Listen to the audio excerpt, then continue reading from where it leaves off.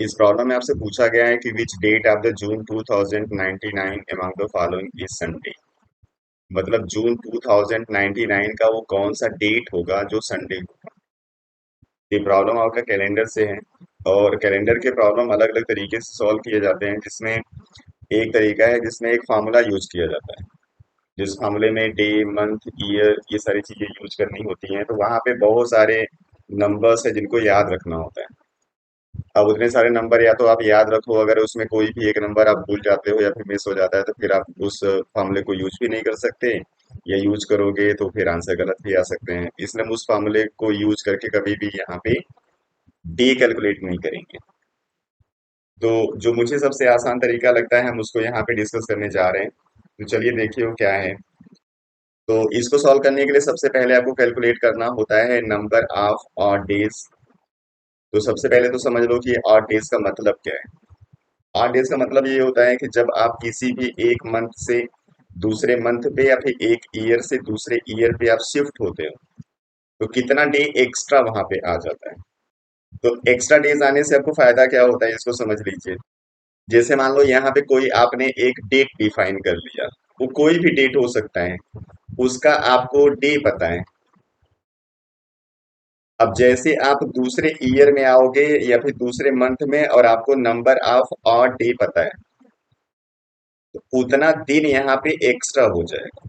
मतलब जो डे यहाँ पे होगा उसमें उतना दिन आप जोड़ के और यहाँ का आंसर बता दोगे। ये होता है ऑड डे का कॉन्सेप्ट। तो कुछ ऑड डेज की जो वैल्यूज है ना, उनका डे कौन सा होगा वो आपका फिक्स है। तो वो चीज आपको याद करके रखनी है। और बड़ा आसान सा है, कोई ज्यादा मुश्किल नहीं है ये। तो वो डे का कॉन्सेप्ट ये। अगर कहीं पे कुछ कैलकुलेशन करते हो, number of odd day zero आता है तो हमेशा वो संडे होगा, वन आता है तो मंडे होगा, टू आता है तो ट्यूसडे होगा। इसको बस आपको याद रखना है और कुछ भी नहीं करना है। तो चलिए हम आते हैं अपने इस सोल्यूशन पे। तो यहाँ पे बस छोटे छोटे कुछ पॉइंट्स आपको याद रखने हैं, अपने आप आराम से प्रॉब्लम हो जाता है। तो चलिए सबसे पहले आप लिख लीजिए कि आपका जो डेट है वो क्या है, 2099। यहाँ पे नॉर्मल ईयर और लीप ईयर का कॉन्सेप्ट चलता है, इसलिए लीप ईयर और नॉर्मल ईयर आपको समझ में आना चाहिए क्या होता है। अब अगर कोई भी आपके पास ईयर है और वो 400 से डिवाइड होता है, तो पहले 400 से डिवाइड कर लो। 400 से डिवाइड करने से क्या आपको मिलता है कि कौन सा ईयर होगा जो कि लीप ईयर होगा, तो लीप ईयर आपको याद नहीं रखना पड़ेगा। अब अगर 400 से इस पूरे को डिवाइड कर दोगे, 2004 के टेबल में आता है, यानी कि ये पूरा डिवाइड हो जाएगा। इसके अलावा आपके पास जो एक्स्ट्रा ईयर आएगा वो 99 ईयर्स आएगा। ठीक। अब हर फोर्थ ईयर क्या होता है, लीप ईयर होता है। आपको पता चल गया कि जो 2000 था वो लीप ईयर था।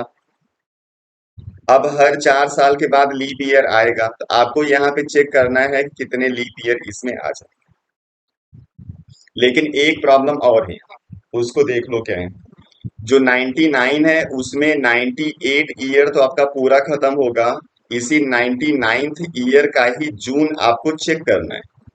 इसलिए अभी कैलकुलेशन हम केवल 98 ईयर का ही करें।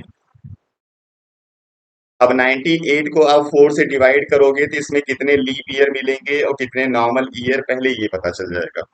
तो 4 से इसको डिवाइड कर दो। तो 4 2 जा 8, 4 4 जा 24।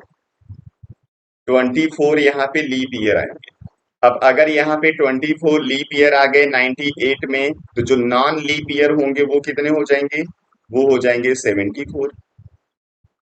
और आपको यही चीज अब आपको यहाँ पे याद रखनी है कि हर लीप ईयर में जो एक्स्ट्रा यानी ऑड डेज आते हैं वो दो आते हैं, और नॉन लीप ईयर में जो ऑड डेज आते हैं वो वन आते हैं। ये चीज आपको बस याद रखनी है।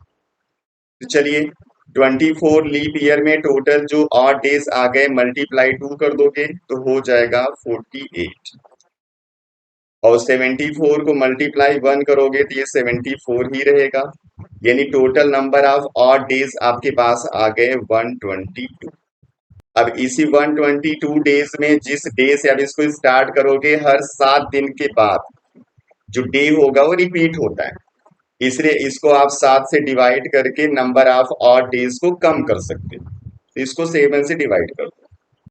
तो 7 से इसको डिवाइड करोगे तो 7 1 जा 7, 7 7 जा 49, 3, यानी कि यहाँ पे 3 odd days आ जाए।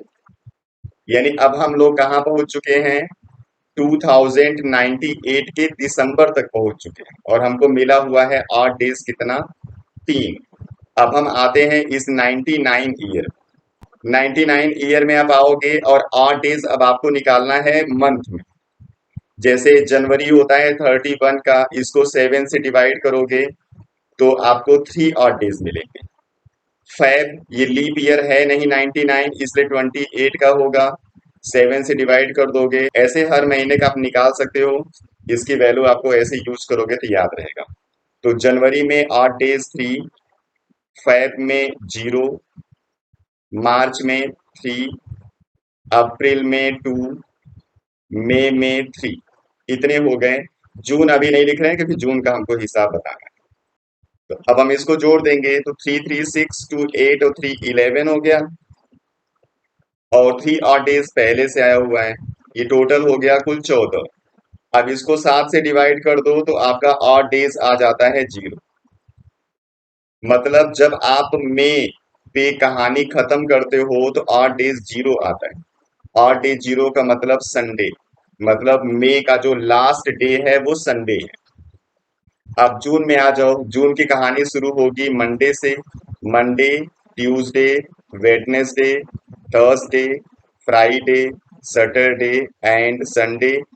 First, second, third, fourth, fifth, six, seventh, यानी जो 7वां दिन होगा वो संडे होगा, इसलिए इसका ऑप्शन हो जाएगा करेक्ट डी, मीन्स 7 जून 2099 को संडे होगा।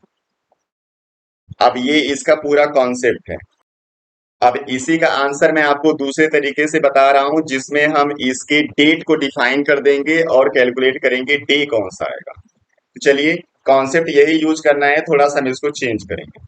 अब हम लोग यहाँ पे कैलकुलेट करेंगे 7 जून 2099 को कौन सा डे होगा।